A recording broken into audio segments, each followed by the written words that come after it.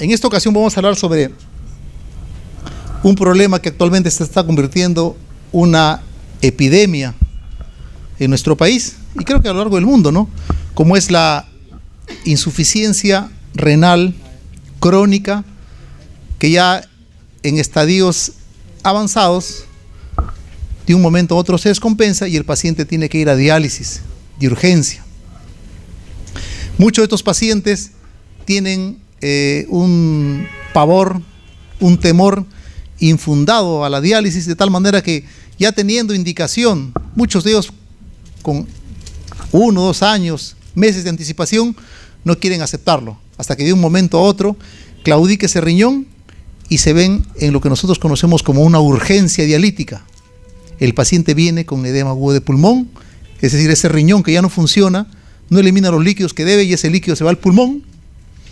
Este paciente no elimina el potasio, recuerden que el potasio se elimina exclusivamente por la orina y comienza a ser un problema de hipercalemia, y como todos sabemos, la hipercalemia tiene una toxicidad, una cardiotoxicidad que puede ser mortal, produce bradiarritmias, bradicardias que pueden matar al paciente. Como todos sabemos, el riñón se encarga de eliminar los ácidos que produce el cuerpo en sus diferentes procesos metabólicos y el paciente hace una acidosis severa. Y la única forma de mejorar eso es dializándolo. Bueno, pues le cuento que la diálisis no se hace pues poniéndole una bocata en el brazo, ¿no es cierto? Una vía. Es un procedimiento que requiere un acceso venoso central de alto flujo. Requiere que el paciente tenga una fístula, ¿no es cierto? Entonces, a este paciente hay que aperturarle pues un acceso venoso central de emergencia. Hay que tener la capacidad de tener la sala de diálisis al momento, porque el paciente con hipercalemia no espera mucho tiempo, puede morirse en 1 o 2 horas o 3 horas. Muy bien, entonces vamos a sin más preámbulo, empezar. Bueno, ya eso es. Nosotros tenemos este problema de la insuficiencia renal cada vez más. Dice que actualmente se estima que 2,5 millones de personas tienen algún grado de enfermedad renal crónica. Nuestras salas de emergencia cada vez más abarrotadas de pacientes con insuficiencia renal. Tenemos bajísimas tasas de trasplante de riñón porque no hay donadores y gente de todo tipo con insuficiencia renal. A todo tipo me refiero, gente joven, hombres, mujeres, ancianos, etcétera, ¿no es cierto? Es un problema bastante grave, ¿no? Y no solo eso, sino también no siempre se tiene la posibilidad de tener las máquinas de diálisis disponibles en el momento que se requieren. La enfermedad renal crónica terminal, como sabemos, es la pérdida completa de la función renal y el paciente tiene dependencia de la terapia de reemplazo renal para poder seguir viviendo, ¿no es cierto? Entonces, este paciente renal es un usuario frecuente de nuestras salas de emergencia y que de cuando en cuando presenta ciertas complicaciones que amenazan en forma inminente su vida. Muy bien, para recordar, ¿no es cierto?, que son los diferentes estadios de la enfermedad renal crónica. Cuando ya el paciente está con lo normal es que tenga pues una tasa de filtración glomerular más de 90, más de 100 mililitros por minuto, ¿no es cierto? Ya cuando está por debajo del paciente, cuando está por debajo de 30, cuando está en la fase 3, ya debe ir pensando seriamente, porque esta es una enfermedad progresiva. Qué tan lento o tan rápido va a depender qué tanto el paciente se cuide, qué tanto controle su enfermedad. Pero ya por debajo de 30 se va pensando seriamente en que el paciente ya debe irse preparando, haciéndose su fístula, para que cuando llegue el momento de dializarlo, se dialice, ¿no es cierto? Pero hay pacientes que se resisten a ello, ¿no? Solamente cuando ven en forma inminente la muerte y llegar a ellos, cuando la pelona se los quiere cargar, recién se acuerdan de ir a la emergencia, ¿no? Muy bien. Es como esto va avanzando. A esta charla yo le llamaría, más que una urgencia dialítica, bueno, ¿qué hacemos en la emergencia con el paciente renal grave mientras esperamos a que llegue el nefrólogo y la máquina de hemodiálisis? Bueno, si usted tiene nefrólogo de guardia todo el día y su máquina de diálisis funcionando las 24 horas, probablemente no le sea de mucha utilidad esta charla, ¿no? Pero pues esa no es la realidad de la mayoría de hospitales de nuestro país. Inclusive aquí en Lima no se tiene a veces las máquinas de diálisis en funcionamiento las 24 horas o disponible al momento, ¿no es cierto? peor en provincia, ¿no? Hay lugares donde no tienen centros de diálisis, no hay nefrólogos, ¿no es cierto? Entonces, pero igual tienen mucha gente que padece de insuficiencia renal y hace complicaciones de una insuficiencia renal terminal. Muy bien. Entonces, complicaciones como esta, por ejemplo, ¿no? El pulmón está inundado de líquido, ¿no es cierto? Como se llama edema agudo de pulmón, porque un riñón insuficiente no elimina la cantidad de líquido que debería y se va acumulando. O el paciente hace las terribles alteraciones de cardiotoxicidad inducida por la hipercalemia, entonces hace estas bradicardias, ¿no? Viene con 24, 25 frecuencia cardíaca, muriéndose, ¿no? ¿O no? Entonces, ¿qué hacemos con este paciente? Si el riñón, usted le puede poner 5 o 6 ampollas de diurético, es como si le das a un sordo, no te va a escuchar, porque ese riñón ya no funciona, ¿no es cierto? Si el riñón está sano, pues le pones una sola ampolla y orina como caballo, ¿no? Pero ya el paciente no puede orinar, ¿no es cierto? ¿Qué cosa hacemos? No tenemos nefrólogo. ¿Llegó el fin del mundo? No. Para eso nos capacitamos, para eso los médicos de emergencia nos capacitamos, el personal de enfermería, el personal al técnico, porque siempre hay algo que se puede hacer. Ganar tiempo para que esté disponible la enfermera especialista en nefrología, el nefrólogo, que se tenga la máquina disponible, se arme el equipo de diálisis y el paciente puede ir al tratamiento definitivo que es la diálisis. Pero entre tanto puede pasar 3, 4, 5 horas que si no hacemos nada, el paciente se muere. Y si hacemos lo que tenemos que hacer, lo que vamos a aprender ahora, vamos a lograr que este paciente sobreviva, ¿no? Muy bien, siempre hay algo que hacer. Es un paciente, por ejemplo, esto es 3:30 de la mañana. Aquí estoy yo, este es el paciente, un paciente más o menos, no tan 56 años, decía que prefería morirse a que le hagan la diálisis, porque un primo suyo se murió en la diálisis, y todos los cuentos que dicen, ¿no es cierto? Bueno, pues cuando tenía el pulmón lleno de líquido y se ahogaba, llegó a la sala de diálisis y tuvimos que ponerle su catéter en forma inmediata y enviarlo a la diálisis. Bueno, el hospital Guillermo Carín de la Fuente, donde yo trabajo, tenemos un centro de diálisis, tiene 25 máquinas, funciona las 24 horas. O sea, las 24 horas tenemos nefrólogo, enfermería y técnica de enfermería especializada en lo que es los procedimientos de hemodiálisis, ¿no? El Hospital Guillermo Carín de la Fuente, que está en el Cono Sur, en Villa María del Triunfo, ¿no? Muy bien. Entonces, el paciente renal crítico en la emergencia puede llegar, ¿por qué? Por patología no relacionada con la insuficiencia renal. Usted es un paciente renal, pero igual le da gripe, le da neumonía, se cae, o sea, cualquier enfermedad, ¿no?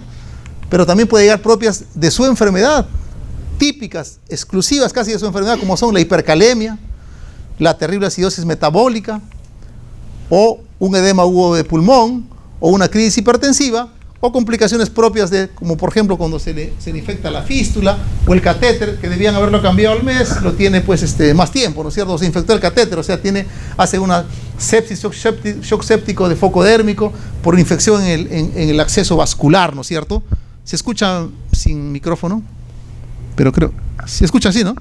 Me dicen, por favor, cualquier cosita pueden preguntar, ¿no? O sea, levantar la mano, siéntase en confianza. Muy bien, entonces, el paciente renal crítico en emergencia. ¿Cuáles son las principales, digamos, emergencias que ponen en riesgo inminente su vida? O sea, que lo pueden matar en pocas horas. La hipercalemia, la acidosis metabólica y el edema pulmonar agudo. Es decir, la invasión de los alvéolos pulmonares, ¿no es cierto?, de líquido. Muy bien, entonces el paciente ya no entra en insuficiencia respiratoria, ¿no? Muy bien, entonces esos 3 puntos vamos a tocar fundamentalmente. Este es un estudio que hizo una emergencióloga en el año 2007, hizo un estudio sobre complicaciones de los pacientes renales que son admitidos por emergencia cuando hacía su residencia en el Hospital Almenar, una gran amiga, Dianita Castillo. Muy bien, entonces la acidosis metabólica, como sabemos, es la disminución primaria del bicarbonato sérico, ¿no es cierto? Se acumulan los ácidos fijos y el paciente comienza a tener un pH por debajo de 7.35, un bicarbonato menos de 21, el PCO2 también comienza a bajar en forma para tratar de compensar, ¿no es cierto? Entonces, ¿cuáles son los mecanismos en que esta acidosis metabólica se produce? 2 cosas, porque se produce un aumento en la generación de ácido, pero en el caso de nuestro paciente renal es fundamentalmente porque disminuye la excreción renal de ácido, por obvias razones, porque ese riñón entra en insuficiencia y cada vez su funcionamiento es menor y por lo tanto no excreta a través de la orina, que cada vez es más escasa, y se van acumulando los ácidos. Y los mecanismos compensadores que tenemos para poder eliminar los ácidos, ¿cuáles son? La eliminación de los ácidos a través del riñón. Y como sabemos, ese riñón enfermo no elimina los ácidos y comienza a acumularse los ácidos en el cuerpo, produciendo un estado que se llama acidosis metabólica. Y esa acidosis metabólica produce una serie de síntomas de tipo cardiovascular, respiratorio, ¿no es cierto? Entonces, ¿qué síntomas produce? Produce tendencia a la hipotensión arterial, disminución del inotropismo, es decir, que el corazón comienza a latir en forma muy débil. O sea, en otras palabras, el paciente, mientras más acidótico esté, entra en un estado que se llama colapso hemodinámico, ¿no es cierto? Comienza a disminuir la sensibilidad a las catecolaminas. Recuerden, las catecolaminas, la adrenalina endógena que tenemos, ¿qué es lo que hace? Pues le da potencia al corazón, ¿no es cierto? Es una catecolamina, es una sustancia que produce inotropismo positivo. Inotropismo significa que le da potencia al corazón. Obviamente disminuye la sensibilidad del corazón a estas sustancias, por lo tanto el corazón tiende a ponerse más débil. Hay una disminución del umbral a las arritmias y fibrilación ventricular, es decir, que un paciente que está acidótico está más propenso a presentar arritmias, ¿no? Y fibrilación ventricular, que como todos sabemos es un ritmo de paro. Si nos vayamos a la clase anterior, es una taquiarritmia de complejo ancho e irregular, ¿no es cierto? Y es un ritmo de paro, la fibrilación ventricular. A nivel respiratorio, ¿qué produce? Fatiga. El paciente produce edema agudo de pulmón, produce fatiga en los músculos respiratorios. Entonces el paciente que está acidótico, ustedes con la experiencia ya lo reconocen rápidamente. Una enfermera que ya con los años va teniendo experiencia de frente te dice: doctora, viene un paciente bien acidótico, se le ve, como no es cierto, la respiración de Kussmaul, comienza a respirar rápidamente. Y nosotros obviamente tenemos que actuar en forma rápida. Ya sabemos, ya, usted, señor, sufre los riñones, sí, doctor. ¿Se dializa? No, doctor, no me dializo. O es un paciente que ya se está dializando, pero que se le ocurrió no venir a dializarse. Eso es lo que le llama el síndrome del lunes. O sea, el típico paciente que se dializa martes, jueves y sábado, el sábado se va de parranda, pues, ¿no? Y de parranda de verdad, ¿eh? O sea, come, chupa y todo eso. Entonces, ya el martes no llega. Dice el domingo, el lunes en la mañana, no, ya no llega ya. Llega el lunes en la tarde, porque al martes ya no llega. Y muchas veces no llega a nuestra sala de emergencia, ¿no es cierto? Y el problema es de que los turnos en las salas de diálisis están bien medidos, ¿no es cierto? Porque no demora media hora una sesión dialítica, demora 3-4 horas. Muy bien, ese típico se llama síndrome del lunes. Muy bien, entonces digamos. Sí, porque es el paciente que no llega al martes ya. Entonces, complicaciones metabólicas de la acidosis también son la hipercalemia. A nivel gastrointestinal, paciente está nauseoso, ¿no? Está vomitando, está nauseoso. Son síntomas de un paciente que está acidótico, ¿no? Entonces, ¿cuál es el tratamiento? Lamentablemente, el tratamiento farmacológico con medicamentos es poco eficaz. Y el administrarle a un paciente acidótico, ¿no?, grave, administrar el bicarbonato realmente tiene una muy limitada eficacia. Muy limitada eficacia. Son manotazos de ahogado que hacemos. Le administramos bicarbonato de sodio, ¿no es cierto?, con el fin de contrarrestar esa acidosis, pero realmente la terapia más efectiva para esto es la diálisis. El tratamiento es el de la causa de esa acidosis, la cual es terapia reemplazo de hemodiálisis de urgencia. Ese es de las 3 complicaciones que tiene, es la más difícil de manejar sin la diálisis en sí. Los otros 2, la hipercalemia y el edema agudo de pulmón, todavía con fármacos y tratamiento podemos compensarlo y alargar, ganar unas cuantas horas más hasta que llegue el nefrólogo, se arme el equipo de diálisis, preparen la máquina, que podría ser 2, 3 o 4 horas, ¿no es cierto? Si no, el paciente se nos muere en nuestra cara pelada. Muy bien, entonces, sigamos. Entonces, acidosis metabólica, el tratamiento es primero el control agudo de la acidemia, ¿no es cierto? Podemos usar, ¿qué cosa? El bicarbonato, 8.4% de las ampollas de bicarbonato. ¿Cuándo usar? Cuando el paciente tiene acidosis severa. ¿Y cómo se define acidosis severa? Cuando el paciente tiene un pH 7.1 o menos, ¿no es cierto? Cuando el bicarbonato es 5 o menos. En estos niveles el paciente está en un alto riesgo ¿de qué? De colapso hemodinámico y de falla respiratoria. Recuerden lo que habíamos dicho, ¿no? El paciente hace fatiga en los músculos respiratorios, hace disnea, edema agudo de pulmón, ¿no es cierto? Y también disminuye la sensibilidad del corazón a las catecolaminas endógenas. O sea, el corazón, ¿quiénes son los que estimulan que el corazón siga trabajando? Las catecolaminas inotrópicas endógenas, ¿no? La adrenalina. Entonces, el paciente mismo a su adrenalina endógena es menos sensible y por lo tanto su corazón se pone un poco más débil y tiende al colapso hemodinámico, ¿no es cierto? Entonces, cuando estamos en alto riesgo, cuando tenemos una acidosis severa y tenemos alto riesgo de colapso hemodinámico y falla respiratoria, ¿no es cierto?, tenemos que administrar bicarbonato de sodio al 8.4%. ¿Cuáles son los objetivos de este tratamiento? Por lo menos llevarlo a un pH de 7.2 y por lo menos elevar el bicarbonato a 10 miliequivalentes, ¿no? De 5 que estaba, elevarlo. No normalizarlo, pero por lo menos sacarlo a esa zona de riesgo, ¿no es cierto? Hay varias fórmulas para poder hacer esto, ¿no? Lo más importante es ir viendo la respuesta con un haga de control, no puede hacerse cada 2 horas. Más o menos en líneas generales se puede administrar 1 miliequivalente por kilo de peso y se da en 20-30 minutos, se da la mitad de esa dosis, ¿no es cierto? Y el resto se puede dar en infusión. Pero realmente la eficacia de la terapia con bicarbonato en caso de acidosis es de limitada acción, es de muy limitada acción, y el tratamiento eficaz con eso es la diálisis en sí, o sea que el paciente entre en una sesión de diálisis de urgencia, ¿no es cierto? Muy bien.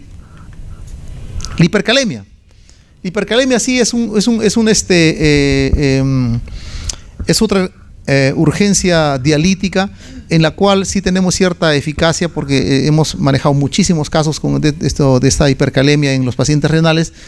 Bueno, para empezar, lo básico es que recordar lo siguiente, que el bicarbonato es un catión de distribución intracelular, o sea, mientras está dentro de la célula, puede estar en el nivel que sea, no hay ningún problema. El problema del potasio es cuando está en el extracelular, donde hay sus efectos de cardiotoxicidad, ¿no es cierto? Muy bien, el 75% se encuentra en los músculos y a nivel intracelular alcanza niveles de 150 miliequivalentes por litro y a nivel extracelular tiene un margen muy estrecho, de 3.5 a 5.5. Paciente con 6, 7, 8 bicarbonato ya comienza a tener problemas.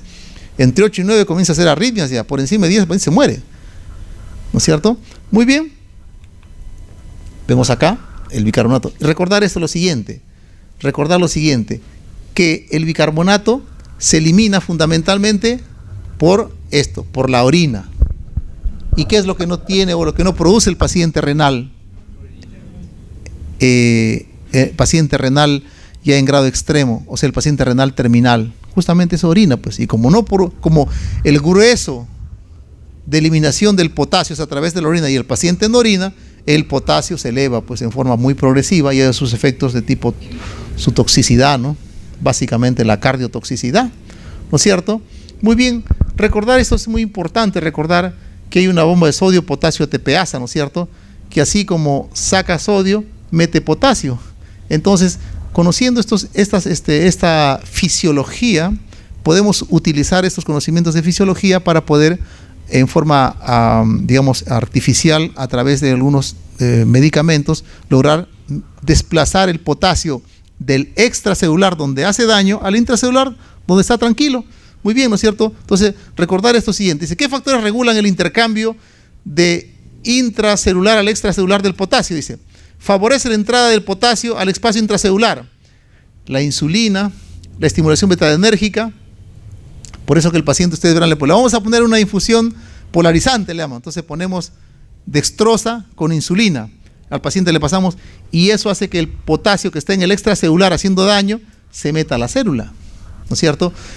¿Qué cosa más hacemos cuando llega el paciente? Dice que la estimulación beta-adrenérgica. ¿Cuáles son los beta-adrenérgicos? El salbutamol, el fenoterol, son beta-adrenérgicos. Entonces, ¿qué hacemos cuando viene el paciente con hipercalemia? Lo nebulizamos, ¿no? ¿Y cuántas gotitas le pongo? La enfermera se pelean conmigo. Doctor, ¿cuántas gotas le ponemos? ¿10 o 15? 40, le digo. ¿Qué? No, yo no lo voy a poner, si yo no voy a ser responsable de que se muera el paciente. Así están en los libros, le digo, yo no lo he inventado, ¿no? Los que han estudiado estas cosas, ponle 40 gotas. Y en forma continua, ¿no es cierto? ¿Por qué? Porque los beta-adrenérgicos al nebulizarse estimulan esta bomba de sodio, potasio, ATPasa, y recuerden, sacan sodio y meten potasio, ¿no es cierto? Lo que queremos en ese momento es bajar los niveles de potasio, porque pueden inducir al paciente una arritmia mortal, ¿no es cierto? Son cardiotóxicos. ¿Qué otras cosas favorecen la salida del potasio del extracelular? La acidosis metabólica. si el paciente está acidótico per se, o sea, porque está en su insuficiencia renal no tratada, descuidada, está acidótico, esa misma acidosis ha hecho que el potasio, de estar adentro tranquilo, feliz, salga a hacer problemas al extracelular, ¿no es cierto? Entonces tenemos que combatir esa acidosis metabólica a través de la administración de ¿qué? De bicarbonato, de eficacia limitada, pero igual le administramos, ¿no? Pero su eficacia es muy limitada. Muy bien. ¿Qué otros factores regulan la salida regulan la secreción distal del potasio? La ingesta de potasio, el pH sistémico, etcétera, ¿no? Entonces, sigamos acá. ¿Qué vemos en la clínica de la hipercalemia, ¿no es cierto? El paciente está nauseoso, hay debilidad muscular, parestesias. Viene el paciente vomitando y dice, doctor, el cuerpo, tengo como si tuviera, dice, hormigas, me hormigué el cuerpo, y está nauseoso. Y tú lo ves que tiene en su brazo su fístula, al toque, ¿y cómo se siente? Sí, me siento débil. Al toque, tómale un electrocardiograma. Ni siquiera le doy el potasio, tómale un electro. Porque la hipercalemia, lo más grave que produce es cardiotoxicidad. Y esa cardiotoxicidad se manifiesta en el electrocardiograma. Y es algo que los médicos de emergencia, las enfermeras debemos aprender a detectar los signos de hipercalemia en el electrocardiograma. Porque hasta que le sacan el AG, el de laboratorio lo lleve, lo trae, un mundo. Con un electro inmediatamente se maneja entonces este cuadro de hipercalemia, ¿no es cierto? Otra cosa que produce son las famosas arritmias cardíacas, bradicardia, ¿no? Muy bien. Por ejemplo, este es un electrocardiograma, miren. Complejos anchos, frecuencias cardíacas bajas, ¿no? Un paciente conocido este complejo por hipercalemia, las famosas T picudas, ¿no es cierto? Típico, ¿no es cierto? Las T picudas de la hipercalemia. Cuando un paciente tiene esto de acá, tiene estos cambios electrocardiográficos, este paciente está mostrando signos de toxicidad por hipercalemia y debe ser tratado en forma inmediata. Usted no necesita ningún otro tipo de análisis para poder echarse manos a la obra. Muy bien, este paciente, mire, está haciendo acá está en dos, ¿es cierto?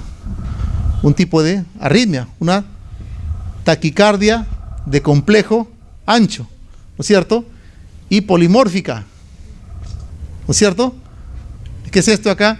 Una taquicardia de complejo ancho, polimórfica, un ritmo desordenado. ¿Cómo se llama eso? Un ritmo de parada cardíaca, pues, ¿no es cierto? O sea, está entrando en una fibrilación ventricular, ¿no es cierto? Muy bien. Un elemento de estudio importante,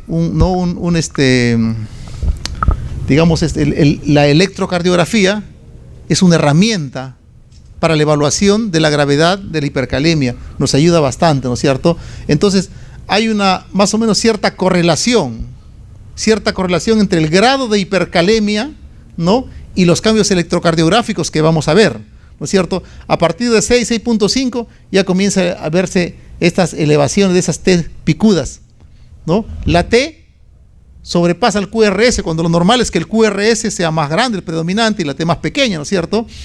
Entonces, cuando ya estamos por entre 7 y 8, no solamente la T sigue grande, sino también se va ensanchando el QRS, ¿no es cierto? Y las ondas P van desapareciendo, ¿no es cierto? Se acorta el QT, y ya cuando está entre 8 y 10, el QRS se ensancha mucho más, se hace una onda sinusal, y el paciente rápidamente va a entrar en un cuadro de fibrilación ventricular o asistolia. ¿Ah? Hace un mes hemos visto un paciente que llega a la emergencia con hipercalemia y se murió. Y puedo decir que se murió porque faltó punche ahí al colega de poder manejar rápido esa hipercalemia. ¿No? Ocurrió una serie de cosas de retrasos, y el paciente creo que pudo haberse salvado esa vida. Es mi opinión personal, sin pecar a la ética, ¿no? Muy bien. Entonces, como podemos ver acá, ¿no es cierto? Hay una correlación entre los cambios electrocardiográficos y el nivel de hipercalemia que se tiene, ¿no es cierto? Muy bien. Entonces acá tenemos un caso, por ejemplo, de hipercalemia, T picudas, ¿no es cierto? Acá otro más grave, T picudas y ensanchamiento del QRS, se va ensanchando, ¿no? Entonces, ahora, esto no es 100%, ¿no es cierto? La sensibilidad también es algo variable, ¿no es cierto? ¿Por qué? Porque se ha visto que hay 32% 52% muestran tepicudas cuando hay hipercalemia, ¿no? El 52% puede manifestar no solamente tepicudas, sino también otros cambios, desaparición o aplanamiento de la onda P, ensanchamiento del QRS, ¿no es cierto? Ya a partir del potasio, a partir de 5, 5.5, ya un buen grupo comienza a tener algún cambio electrocardiográfico, ¿no es cierto? Manifestaciones de cardiotoxicidad de parte de la hipercalemia, ¿no es cierto? Entonces debemos de rápidamente, es una pacientita que creo que ahí he aprendido bastante de manejar estas emergencias. Una señora que siempre iba los lunes, porque se descuidaba, a veces obviaba sus diálisis de fin de semana, el sábado no iba y llegaba el lunes. Y me hizo acordar ese síndrome de lunes. Y revisándole los textos, ya todo está escrito, ¿no? Entonces, un texto encontré lo que se llama el síndrome de lunes y hablaba de estos pacientes típicos porque el grueso se realiza, hay unos que se realizan lunes, miércoles y viernes, ¿no? Y otros martes, jueves y sábado. Bueno, ese pues el jueves va, ya el sábado tiene un compromiso, viajó a su pueblo, se fue de parranda, ya no vino el sábado, pero le toca el martes, ya no llega el martes, el lunes viene y hasta el perno, ¿no es cierto? Muy bien, entonces viene así pues con esta frecuencia, ve 38 de frecuencia, ¿no? Entonces rápidamente tenemos que correr y darle tratamiento, ¿no es cierto? Entonces el tratamiento de la hipercalemia está dirigido a antagonizar los efectos de cardiotoxicidad. Segundo, una rápida reducción del potasio a través de la redistribución del extracelular al intracelular, ¿no? Mientras está dentro de la célula, mientras está en el intracelular, el potasio está feliz, no molesta a nadie ni lo molestan a él. Cuando sale al extracelular, como dicen los argentinos, se arma el quilombo, ¿no? Y ahí se arma el problema ya. Muy bien. Primero, antagonismo de los efectos cardíacos. El calcio endovenoso restaura el gradiente eléctrico y químico del miocito cardíaco, ¿no es cierto? ¿Qué significa esto? ¿Qué significa? Que la primera medida y tal vez la más eficaz cuando tenemos efectos cardiotóxicos del potasio es administrar gluconato de calcio, que nosotros tenemos disponible en toda nuestra emergencia, ¿no? Hay también cloruro de calcio también, pero lo que tenemos nosotros es gluconato de calcio de 10%, ¿no es cierto? En 2 o 3 minutos bajo monitoreo cardíaco. Es la primera, o sea, para antagonizar los efectos cardiotóxicos del potasio, ¿no? Para estabilizar la membrana miocárdica frente al potasio que está alto, gluconato de calcio. Es efectivo, es increíble. El paciente viene con unas arritmias que da miedo. Complejo, ancho, desordenado. Parece que en forma inminente ya se va a desgatillar a una taquicardia ventricular polimórfica y por ende una fibrilación ventricular. Usted pone una ampolla, a veces ponemos una segunda ampolla y luego pasa unos minutos, usted ve nuevamente usted ve el monitor sinusal, increíble. Obviamente eso tiene un tiempo de acción nomás. Eso, o sea, actúa, pero dura pues 2 horas o tal vez 3. Después tendrías que repetirlo nuevamente y cada vez va perdiendo su eficacia, de tal manera que lo que hace es ganar tiempo. ¿Para qué? Ya tú tienes este paciente, inicialmente lo manejas, pero ya has llamado al nefrólogo que está de retén. En mi hospital, yo trabajo en otros 2 hospitales, en el hospital FAP llamamos al nefrólogo de retén y envío la ambulancia a la casa de la enfermera de hemodiálisis. Entonces ya viene la enfermera, arma el equipo, viene el nefrólogo y llevan al paciente y me lo dializan 2, 3, 4, 5 de la mañana.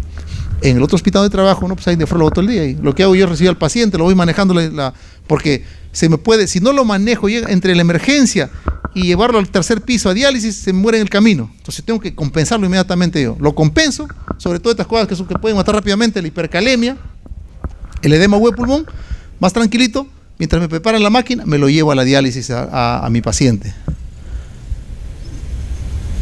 ¿No es cierto? Muy bien, entonces, medida, gluconato de calcio, una ampolla en 2 o 3 minutos. Empieza su efecto a 3 minutos y dura su efecto entre 30 a media o 1 hora. Y puedo volver a repetir, e inclusive si no veo un efecto, puedo volverle a dar una segunda ampolla. ¿No es cierto? Muy bien. Esto no afecta la concentración del potasio plasmático, pero sí produce una estabilización de la membrana miocárdica frente al efecto tóxico del potasio. Muy bien. Lo otro es redistribución intracelular del potasio. Como habíamos visto en la fisiología del potasio, es que la insulina produce una redistribución del potasio. La insulina estimula la bomba de sodio de potasio TPase y mete el potasio a la célula, dentro de eso, donde debe estar, ¿no es cierto? Y también los beta-adrenérgicos. Si yo tengo este conocimiento, digo, pues si yo tengo insulina, pues le pongo una insulina infusión, ¿no es cierto? Pero ¿qué pasa si yo le pongo insulina pura nada más? ¿Qué le pasaría si yo le pongo al paciente, por ejemplo, decir 10 unidades de insulina? Le baja la glucosa, ¿sí o no? Y se me desmaya. Entonces, ¿qué cosa hago yo? Le pongo dextrosa con insulina, ¿no es cierto? ¿Cuánto? 50 gramos de dextrosa con 10 unidades de insulina. Cada ampollita de dextrosa al 33% trae 6.6 gramos, 20 mililitros. Entonces 6.6, 7 ampollas, 7 por 6.6 más 50 gramos.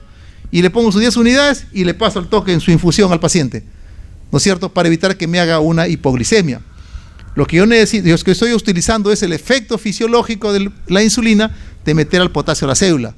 Segundo, ¿qué más me he enterado yo en la fisiología? Como leí mi libro de fisiología médica, de que los beta-adrenérgicos estimulan que el potasio se meta a la célula. Entonces, ¿qué beta-adrenérgicos tengo yo en mi sala de emergencia? ¿Qué beta-adrenérgicos tiene usted en su sala de emergencia? ¿Ah? Ya está bien, pero ¿qué se tiene? Salbutamol, fenoterol, ¿no es cierto? Perfecto. Y es baratito nomás. Y usted por ejemplo, cuando dializa a los jovencitos, le pone 10 gotas de salbutamol, ¿no? Bueno, acá le pone 30 o 40 gotas. Así como tal. Y ese salbutamol lo comienza a nebulizar y eso va a estimular de que el potasio se meta a la célula y va, por ende, a disminuir el potasio extracelular, que es el que hace problemas, ¿no es cierto? Muy bien. Por ejemplo, en el hospital donde trabajo nunca han indicado de 40 ni 80 el salbutamol, la máxima 20 gotas. Sí, mire, le voy a explicar. Eso está en los textos, no le creo yo. Sí, normalmente, le digo, ponemos 20 gotas, ¿no es cierto? Claro, sí, pues, pero es que una cosa es lo que diga, otra cosa es esto es escrito, se puede, a la concentración que da, se puede dar hasta 40 gotas. ¿No? 20 gotas. Por eso les decía que la enfermera, no, doctor, mucho, voy a pasar algo, no me hace problema. Ya pone 30, pues negociaba 25, no voy a poner, me decía. Lo cierto es de que contar que le pongas el salbutamol, sí, como tal. Entonces acá le digo, entonces vamos a, estamos acá, ¿cierto? Entonces, salbutamol, acá dice de 40 a 80 gotas en 3 centímetros cúbicos en 20 minutos, en forma continua. ¿La nebulización cuánto? O sea, por una hora o... En forma continua. Usted lo puede hacer 20 minutos. Claro, Ya, si le puede... O sea, cada 20 minutos por 2. Lo puedes espaciar porque paralelamente vas trabajando también vas administrando el citacidótico, bicarbonato, que también redistribuye el potasio. También le estás pasando la insulina con la dextrosa, que también redistribuye, ¿no? Y en ese tiempo, ahora, eso le puedes colocar, le puedes nebulizar, y luego de eso puedes repetirlo por decir, ya, deja que si le hace algunos síntomas como un poco de taquicardia o un poco de tremor, que nadie se muere por hacer tremor, bueno, lo dejas que descanse por unos 15, 20 y vuelve nuevamente a nebulizarlo, ¿no es cierto? La idea es que tienes que el paciente salvarle la vida bajándole el potasio, porque el potasio, ya hemos explicado, que hace efectos de cardiotoxicidad, ¿no es cierto? Muy bien, igualito también con la insulina, ¿no? 10 unidades de insulina con 50 gramos de dextrosa, ¿no es cierto? Lo pasamos eso en 15 a 20 minutos y podemos repetirlo eso en 2 o 3 horas, ¿no es cierto? Muy bien. Entonces, eso va a requerir obviamente un monitoreo estricto de la glicemia y suficiente con hacerlo con glicemia capilar, ¿no es cierto? Con el dedito. La glicemia capilar hacemos. Muy bien. Y el otro punto también que podría ayudar, solamente en el contexto si el paciente está acidótico, que usualmente lo está cuando hay este problema de la insuficiencia renal, es administrar bicarbonato de sodio, ¿no es cierto? Actualmente no se recomienda darle a todos, pero sí puede reducir el calcio iónico, sobrecargar de volumen, ¿no es cierto? Está restringido solamente si la hipercalemia, o sea, solo si mi hipercalemia está asociada a una acidosis metabólica severa y requerimientos de bicarbonato, es decir, pH de 7.1 o menos, bicarbonato de 5 o menos, en casos, digamos, extremos, ahí puedo darle el bicarbonato de algo me va a ayudar, pero recalco nuevamente que en eso hemos revisado mucho la literatura, la eficacia es limitada, ¿no? En cambio el gluconato y el salbutamol son excelentes, rápidamente limpian inclusive las arritmias que podemos nosotros evidenciarlo en el monitor, limpia esa arritmia, pero por un tiempo determinado. O sea, no nos sentamos en nuestros laureles. Yo trato a mi paciente y de ahí me pongo enérgico con que el nefrólogo tiene que venir. No lo voy a llamar 10 de la noche y me dice, ya, yo estoy llegando 8 de la mañana, primera hora, lo dializo. No, tiene que venir. Si está retén, tiene que venir a dializarlo en forma. Porque muchas veces para las 8 de la mañana el paciente ya puede, lo que va a tener que venir es a firmar el certificado de función, ¿no es cierto? Muy bien. Y la eliminación del potasio del organismo. 1, furosemida. Antes le ponían dosis altas de furosemida. Recuerden que también es ototóxico en dosis altas. No le va a hacer nada, pues, porque es un paciente que ese riñón ya no funciona. Es como tratarle de hablar en voz alta a un sordo completo, no te va a escuchar, ¿no es cierto? Muy bien. Antes usaban resinas de intercambio iónico. Tampoco se ha visto ya que no se de la Sociedad Americana de Nefrología ya no lo recomienda. La hemodiálisis es el método de elección y eficaz para remover potasio del organismo. Es lo mejor. O sea, en otras palabras, un paciente que viene con hipercalemia tiene indicación de diálisis de urgencia. Así de sencillo. Porque las medidas que estamos acá dando solamente son para salvar la vida en ese momento, para frenar una condición inminente que está amenazando la vida, nada más, ¿no es cierto? Que nos va a dar tiempo. Ese tiempo podría ser compensarnos 3, 4 horas, ¿no? Hasta que esperemos que pueda el paciente dializarse. Muy bien. Acá el tratamiento. Entonces el paciente viene, ¿no? Manejamos con nuestros medicamentos, ¿no? Lo nebulizamos, le ponemos su gluconato, su bicarbonato, y paralelamente también tenemos que si el paciente nunca se ha dializado o rehusaba dializarse, ahora sí se deja poner estamos acá colocando un catéter de alto flujo, y tan pronto terminamos el catéter, el paciente ya le hemos para eso manejado su hipercalemia, su acidosis, estamos administrándole también una infusión de nitroglicerina para el edema agudo de pulmón, y el paciente se va de frente a la sala de diálisis, ¿no es cierto? Tenemos un caso que desde que llegó a la sala de shock trauma hasta que subió 31 minutos, en 30 minutos de la nada, no tenía nada el paciente, o sea, nunca se quiso dializar. Todo el tratamiento y encima de ya por el catéter, empezó diálisis en 31 minutos. Muy bien. Ya está en diálisis acá, ¿no es cierto? Y por último tenemos el edema agudo de pulmón. ¿Cuál es la causa más frecuente? La sobrecarga de líquidos. Le dicen, señor, no puede tomar mucho líquido. Y se aburre pues uno, ¿no? De repente se le va, toma sus gaseosas, sus juguitos, y como ya no orina, sobrecarga de líquidos, no coma mucha sal, come sus chifles, ¿no es cierto? Entonces el paciente tiene un consumo excesivo de agua y sal. Y dice, otra cosa, no acude a la acción dialítica, lo que les había dicho, ¿no? El síndrome del lunes. No, o sea, se relaja, no ve el día sábado. Y debe ir el martes, no, ya no llega el martes, va el lunes. Paciente hace crisis hipertensiva o hace alguna insuficiencia cardíaca preexistente, se descompensa, o hace un problema de un ataque arritmio, un infarto, etcétera. Son potenciales causas que contribuyen a que el paciente desarrolle edema agudo de pulmón, ¿no es cierto? Entonces, el cuadro clínico típico es de una falla ventricular izquierda, pues, ¿no es cierto? El paciente está disneico, ortopneico, con roncantes, sibilantes, con dificultad respiratoria, ¿no? Realmente el manejo que se le da, el soporte que se da, con que se trata esto es similar a los pacientes que hacen edema agudo de pulmón de otra causa, como el cardiogénico, por ejemplo, ¿no es cierto? El edema agudo pulmonar cardiogénico, que es lo que sufren los pacientes que tienen insuficiencia cardíaca, que de cuando en cuando se descompensan, hacen su edema agudo de pulmón, casi tiene la misma similar fisiopatología, y por ende también el tratamiento, ¿no? Es bastante similar. ¿En qué? Mientras que es nitroglicerina, la diferencia es que el que todavía tiene el riñón sanito le podemos dar furosemida, y eso también ayuda a eliminar los líquidos, ¿no? Pero cuando el riñón responde, ¿no? En el caso de nuestro paciente renal, el paciente renal grave, ¿no? Ya tiene el riñón que no funciona, ¿no es cierto? Entonces, en este caso se hace nebulización, ¿o no? En edema de agudo del pulmón. No, o sea, no, porque el edema agudo del pulmón, la nebulización no te ayuda en nada. O sea, tú nebulizas al paciente porque a través de la nebulización es una técnica de meter al paciente un beta adrenérgico. Este beta adrenérgico pasa por la vía respiratoria y de ahí pasa a la vía sistémica, y el beta adrenérgico estimula la bomba de sodio potasio TPA para que meta meta del extracelular, meta adentro de la célula al potasio y así baje el nivel de calemia, para eso es, no para broncodilatarlo. En este caso también no, acá la fisiopatología, la nebulización no tiene que hacer nada en este caso. Por ejemplo, en caso cuando es con problema cardíaco, no, por ejemplo, en este caso de repente es por insuficiencia renal. No. Pero en caso de... No, porque... Un problema de... ¿Cómo se llama?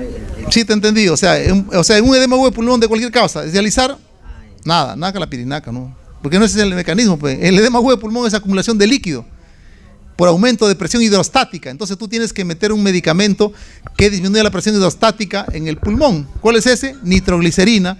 Tienes que poner un medicamento que le ayude a eliminar a sacar ese líquido del cuerpo. ¿Cuál es ese? Un diurético, ¿no es cierto? Entonces esos son los dos fundamentales. Y también si entra en falla respiratoria, utilizar la ventilación mecánica no invasiva, que tiene un buen nivel de recomendación, ¿no?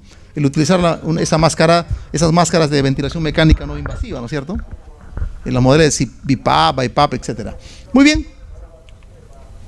Entonces esto es lo que pasa en el edema agudo de pulmón. Hay una extravasación anormal porque aumenta la presión hidrostática dentro de los pulmones y este líquido se va al comportamiento extravascular del pulmón y al meterse por aumento de presiones trasuda, ¿no es cierto? Trasuda en la membrana alveolo capilar, trasuda líquido y se llena el alveolo de líquido. Entonces, y donde debe haber aire, hay líquido. Entonces no hay una oxigenación inadecuada. Más o menos ocurre esto, ¿no es cierto? Por aumento de la presión hidrostática, ¿no? Se llenan de líquido los alveolos. Y por eso se ve el pulmón así. Recuerden, aire se ve negro y esto pulmón casi blanco, es porque tiene todos los alveolos invadidos de líquido. Es una radiografía típica de un edema agudo de pulmón. Muy bien. ¿Y qué síntomas tiene el paciente? Como ven acá, el paciente está ortopneico, o sea, no puede ponerse de plano, ¿no es cierto? Semisentado, es ortopneico, tiene ingurgitación yugular, tiene edema de periférico, edema de pierna, ¿no es cierto? Entonces está disneico, ortopneico, tiene sensación de muerte inminente, siente que le falta el aire, abre sus ventanas y se echa el mismo con el periódico, se echa el aire porque siente que le falta el aire, ¿no es cierto? Muy bien. Y hay pacientes que inclusive están bien, ¿eh? Doctor, pero sí, cenó poquito nomás y a las 11 se fue a acostar y lo están trayendo 1 de la mañana. Desarrolla y efectivamente estaba bien. Y de un momento a otro desarrollan el edema agudo de pulmón. Así es rapidísimo, inclusive que ya en la literatura le han puesto, ¿no?, lo que llaman el flash pulmonar edema, ¿no? ¿No es cierto? Dicen edema pulmonar flash, dicen, en pacientes que tienen insuficiencia renal crónica en estadio terminal, ¿no es cierto? O sea, pero inmediatamente hace el edema agudo de pulmón, ¿no? Y vienen así, ¿no es cierto? De esta forma vienen los pacientes, ¿no es cierto? Entonces, en las radiografías se ven parecidos, o sea, no hay diferencia entre un edema agudo de pulmón cardiogénico y no cardiogénico si nosotros vemos una radiografía, ¿no? Tienen bastante similaridad, ¿no? Entonces se ven, hay características radiológicas típicas, ¿no?, que se pueden ver, las líneas B de Kerley. A veces los pacientes tienen también asociada insuficiencia cardíaca, entonces tienen cardiomegalia, o sea, una sombra cardíaca grande, puede haber un poco de derrame pleural, etcétera, ¿no es cierto? Muy bien, como acá, por ejemplo, ¿no? Pero también recordar que puede ser causado ese edema agudo de pulmón, porque es un paciente renal, no está exento que no le pueda dar un infarto, ¿no? Por en este caso, cada paciente tiene un infarto, ¿no? 2, 3 ABF es un infarto inferior, ¿no es cierto? Acá tiene un infarto, o sea, una arritmia, o una taquicardia ventricular o supraventricular, ¿no? Eso puede desgatillar que el paciente, un edema pulmonar agudo en un paciente renal, ¿cierto? Muy bien, entonces una arritmia, cosa acá. ¿Qué aparte de eso acá? El infarto, una arritmia, etcétera, ¿no es cierto? Entonces, el tratamiento definitivo es sacar el agua del cuerpo. Pero como nosotros no tenemos en la sala de emergencia esa máquina, entonces lo que tenemos que hacer es redistribuir.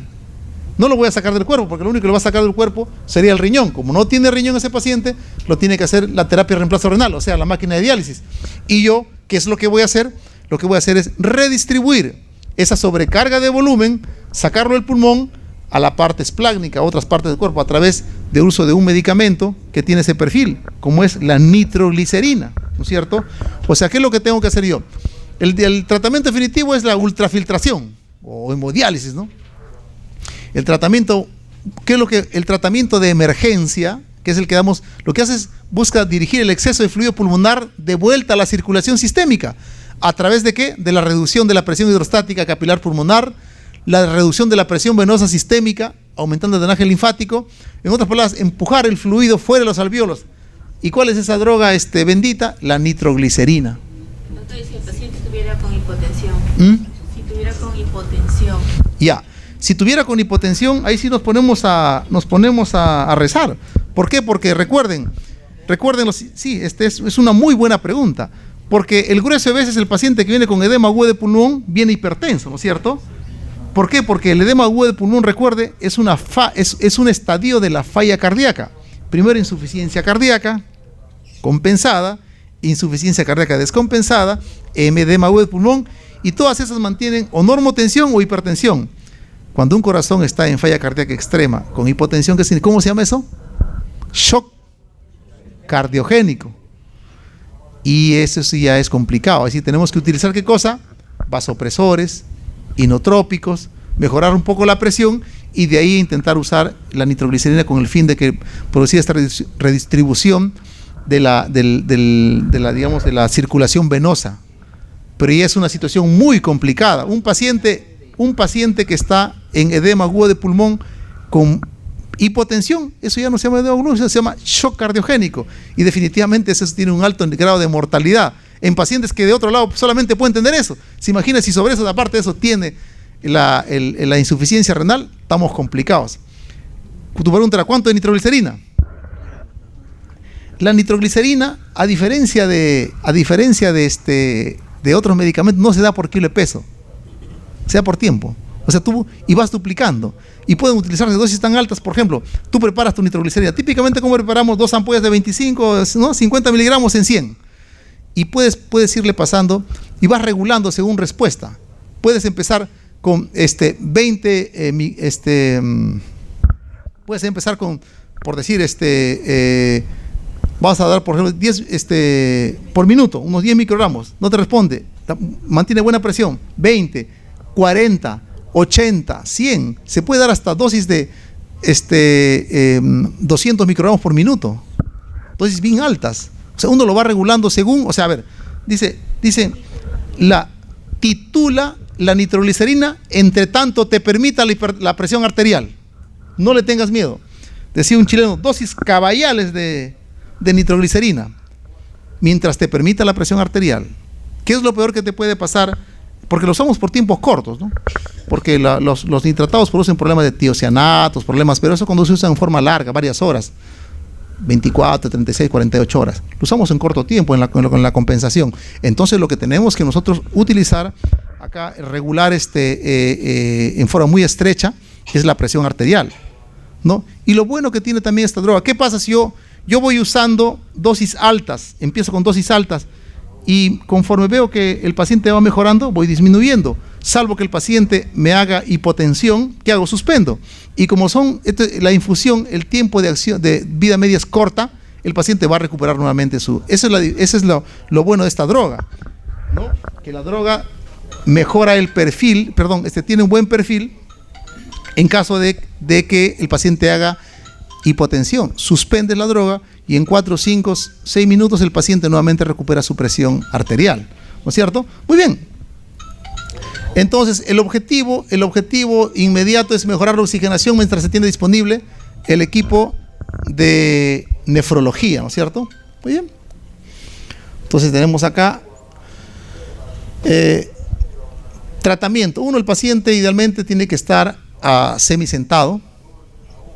Intenta sentar al paciente, echarlo al paciente, el paciente no puede porque no está ortopneico, no tolera el decúbito, ¿no es cierto? La oxigenación, idealmente utilizar una mascarilla sin recirculación de aire con oxígeno a alto flujo, es una máscara de reservorio, así en pocas palabras. Si tiene usted disponible y el paciente está en una insuficiencia respiratoria tal, muchas veces evitar intubar al paciente.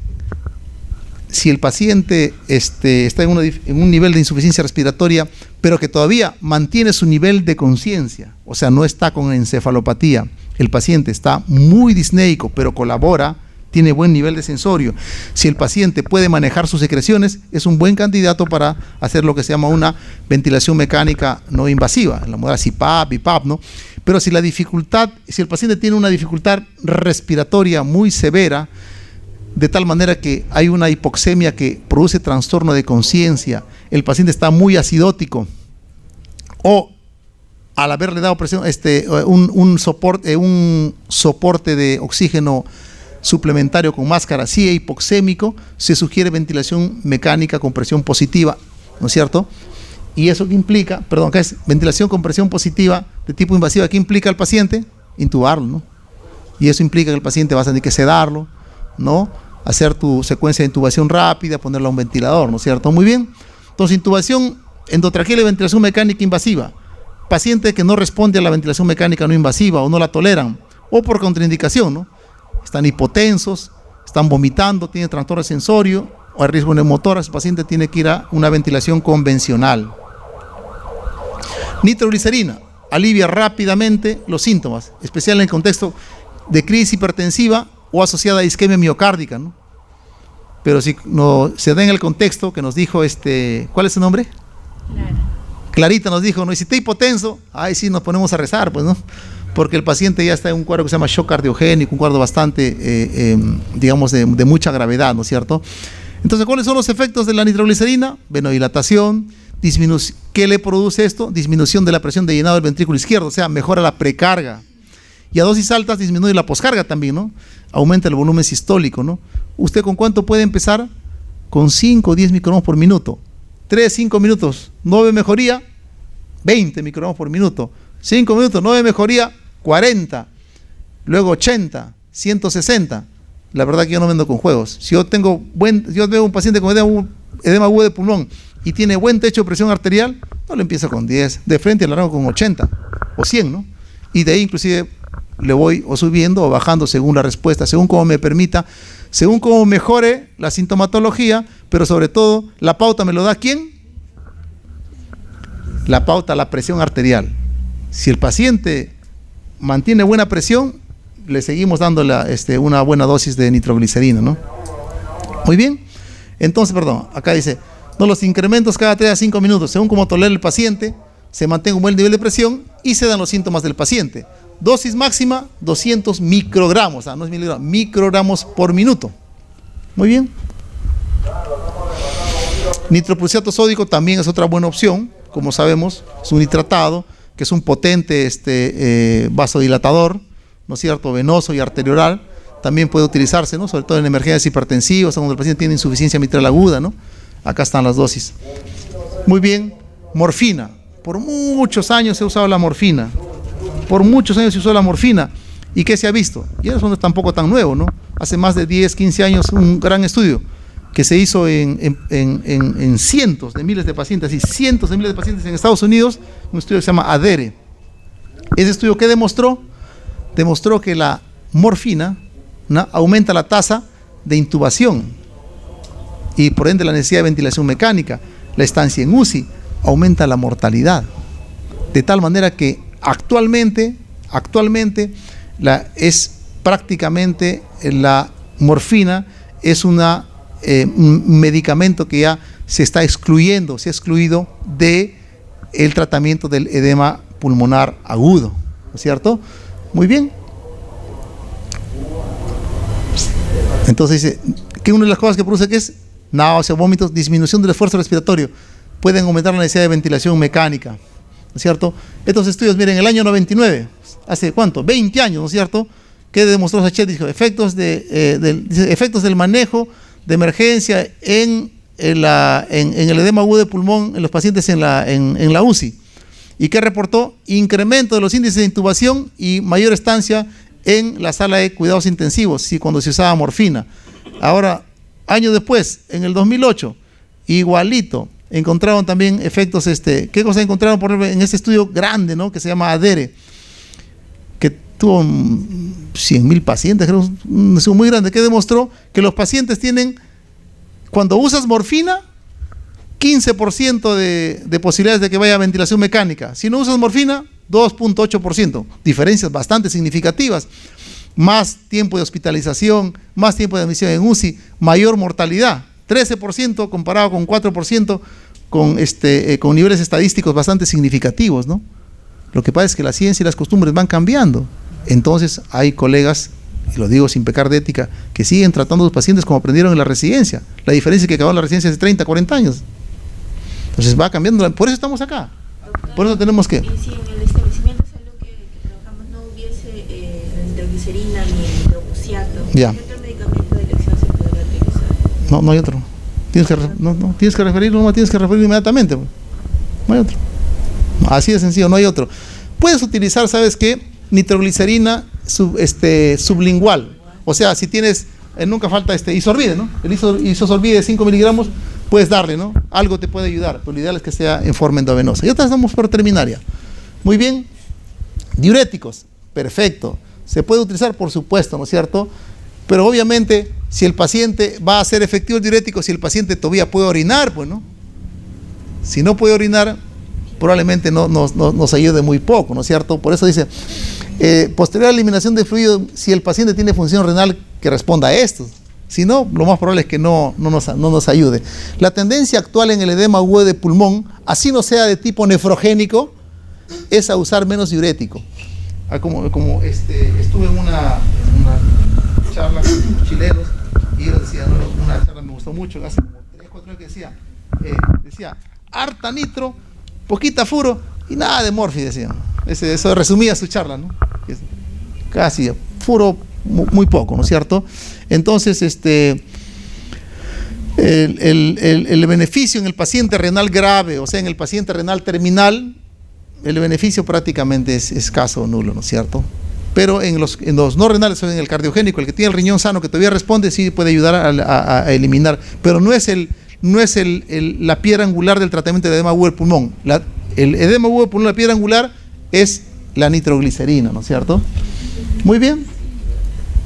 Por fin llegaron ya el nefrólogo, la máquina, la enfermera, ya mandamos al paciente a que se dialice.